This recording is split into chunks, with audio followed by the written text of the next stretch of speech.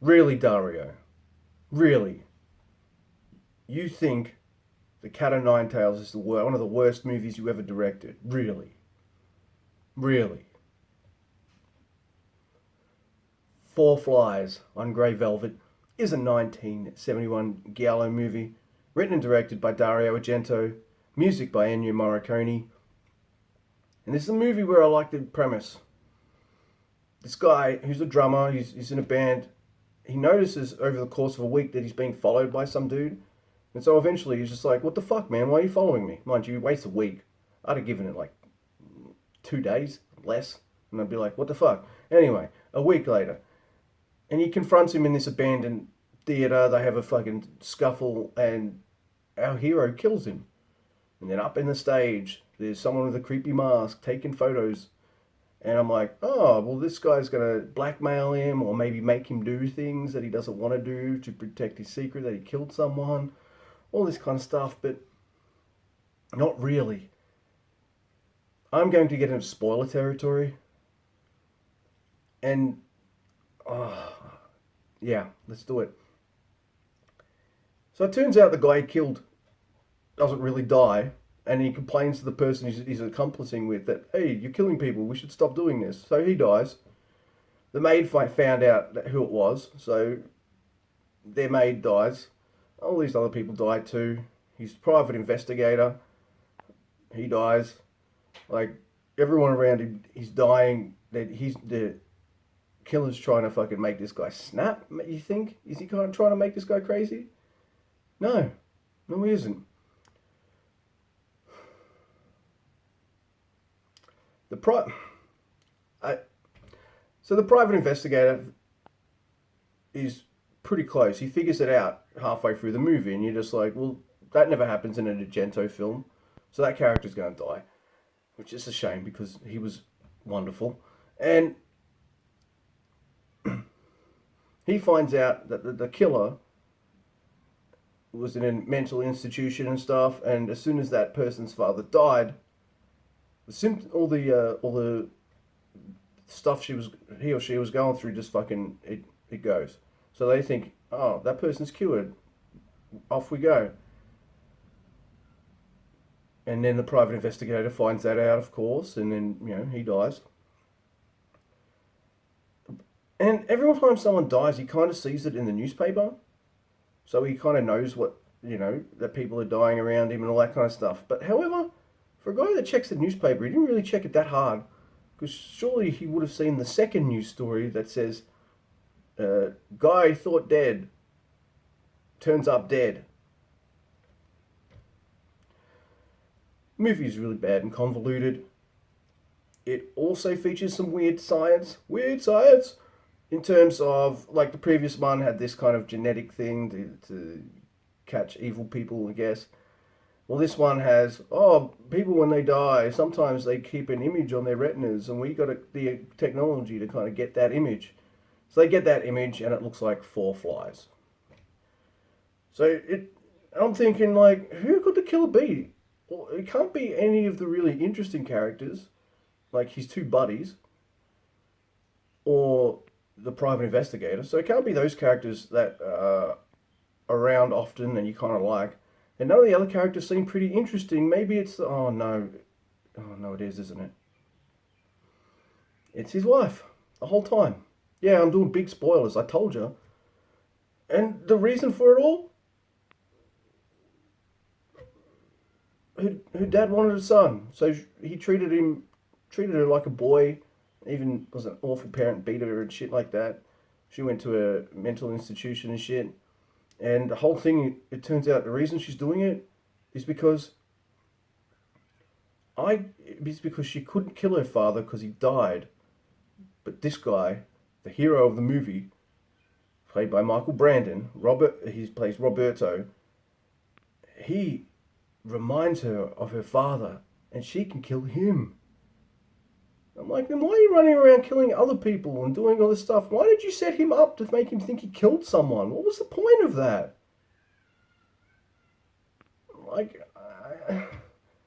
and I guess you could just write it off as crazy. But it just annoys me because Dario Gento can only write two kinds of women: damsels in distress and crazy ladies. That's it. That's all. I've seen 3 flicks of his now where the culprit was a crazy lady. And it just becomes so cliched and so boring. This movie is so boring because, look, this script, it's maybe a 5 or a 6 at best. But what brings it down is your lead actor. Michael Brandon looks like he's on autopilot for the whole fucking film. He emotes about as much as everyone emoted in the Twilight movies. That kind of wooden. Just blank face, no emotion. And this guy should be going crazy. He should be desperate. He should be all these kinds of things. It's just...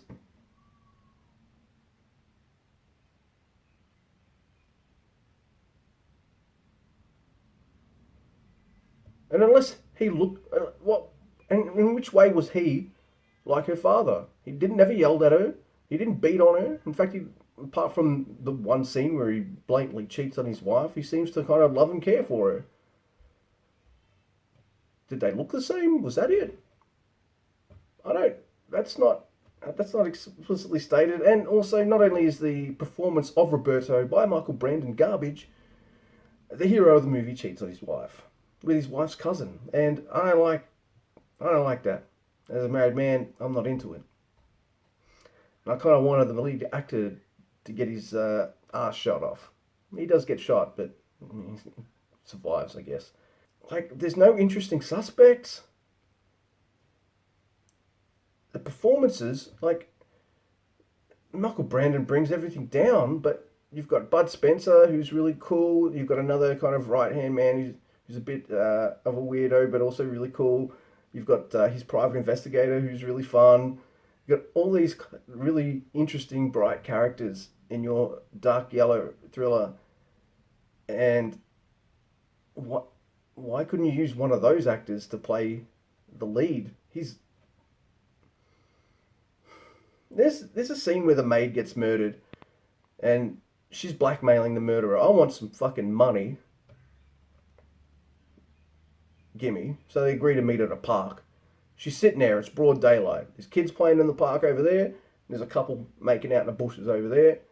All of a sudden, she's looking at the park. The kids just vanish. Okay? So she's looking over there, the couple making out. They vanish. Like, you see them just disappear. And then she gets up from her seat. She's really chilly. And as she walks away, it's night time. What? The fuck happened? Why is it night time? I'm gonna give this a score, and then I want to talk about something that was great in this and has been a really cool thing in all of these movies of Argento's I've been watching lately. So this movie, it's boring, it's kind of cliched, and there's nothing interesting going on. Because you're not interested in the lead, because he's so fucking boring. It's a 3 out of 10. Don't you dare, Mr. Argento, tell me The Cat o' Nine Tails is the worst movie you ever directed. One thing I do want to mention, though, I don't think I've talked about it that much, because it's not usually my kind of place, but for 1970s horror films, there's some pretty decent gay representation in there.